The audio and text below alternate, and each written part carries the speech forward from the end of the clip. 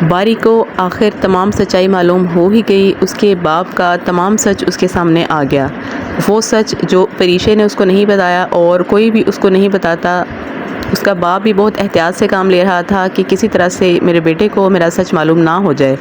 لیکن آخرکار یہ سچ باری کے سامنے آ ہی گیا۔ شایان صاحب نے خود اپنے ہاتھوں سے سب کچھ تباہ و برباد کر کے رکھ دیا۔ وہی مینیجر جسے انہوں نے اپنا رازدار بنایا تھا اور جسے انہوں نے پریشے کے خلاف استعمال کیا، اور پریشے کو اس آفس سے نکالنے کے لیے انہوں نے جس کا سہارا لیا، جب اس پر برا وقت آیا تو شایان صاحب نے ایک لمحہ بھی نہیں لگایا اسے آفس سے نکالنے میں، اور نہ صرف اسے آفس سے نکالا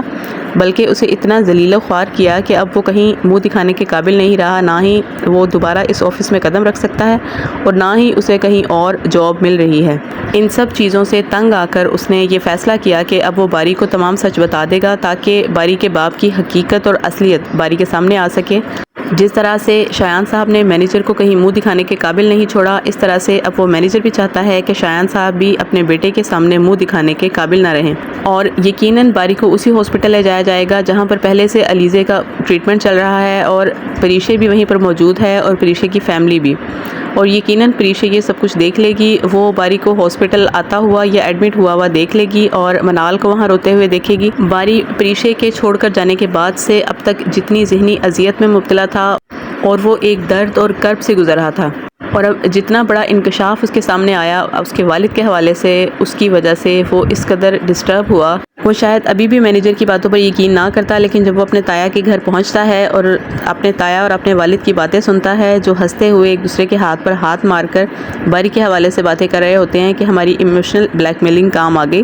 اور بر وقت ہم نے باری کو یہ فیصلہ کرنے پر مجبور کر دیا کہ وہ عنایا سے شادی کر لے۔ یہ سنتے ہی باری چکرا کر گر پڑتا ہے، اس کا نروس بریک ڈاؤن ہو جاتا ہے اور وہ ہاسپٹل پہنچ جاتا ہے، اسی ہاسپٹل میں جہاں پر علیزے موجود ہے۔ اب پریشے یہ سب دیکھے گی اور یقیناً وہ منال کے پاس آئے گی اور آ کر پوچھے گی کہ کیا ہوا، تو منال جب اس کو ساری حقیقت حال سے آگاہ کرے گی، جس قدر منال کو پتہ ہے وہ بھی اتنا ہی بتا سکتی ہے۔ وہ اتنا بتائے گی کہ باری آیا تھا اور اس نے بابا کی کوئی بات سنی ہے، مجھے نہیں معلوم کیا ہوا، اور باری چکرا کر گر پڑا، اس کا نروس بریک ڈاؤن ہو گیا ہے، اور اس کی وجہ کیا ہوئی ہے میں نہیں جانتی، ابھی باری ہوش میں آئے گا تو وہ سب کچھ بتائے گا۔ پریشے جو باری سے شدید محبت کرتی ہے وہ روئے گی، تڑپے گی، اور وہ شایان صاحب کے پاس جائے گی اور یقیناً وہ ان سے کہے گی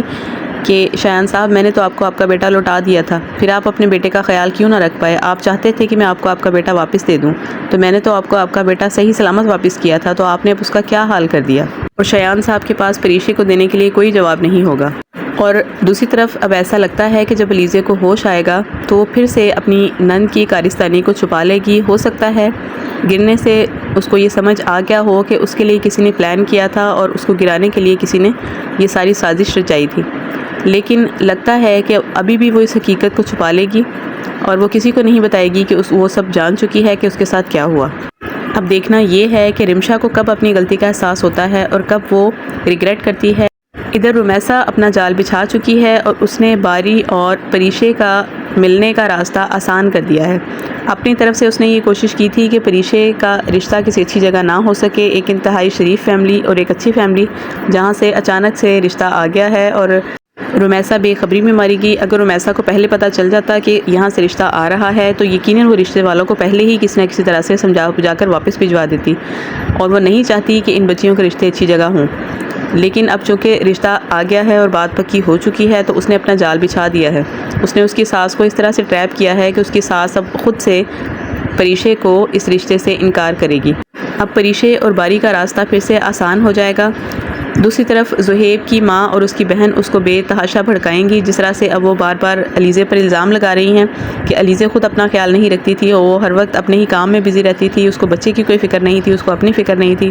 وہ ہر وقت اپنے ہی کاموں میں ڈوبی رہتی تھی، اس کو صرف اپنے کریئر پر فوکس کرنا تھا، اپنی اولاد کا اسے کوئی خیال نہیں تھا۔ اس کو بتایا بھی گیا کہ بیٹا تم نے اپنا خیال کرنا ہے، میں نے اپنی بچی رمشا کو اسپیشل اس کا خیال رکھنے کے لیے بلایا، لیکن اس نے اپنا خیال نہیں رکھا اور وہ گر گئی۔ اب دیکھتے ہیں پریشے کی اعلیٰ ظرفی اس کی ساس اور اس کی نند کو متاثر کرتی ہے یا نہیں، ان کو اپنی غلطیوں کا احساس ہوتا ہے یا نہیں۔ اور اب جب ہاسپٹل میں پریشے روئے گی تو دیکھتے ہیں کہ منال کو اس کی محبت کے بارے میں پتہ چلنے کے بعد منال کیا سٹیپ اٹھاتی ہے، اور جب منال کو یہ پتہ چلے گا کہ یہ سب کچھ اس کے باپ نے کیا ہے اور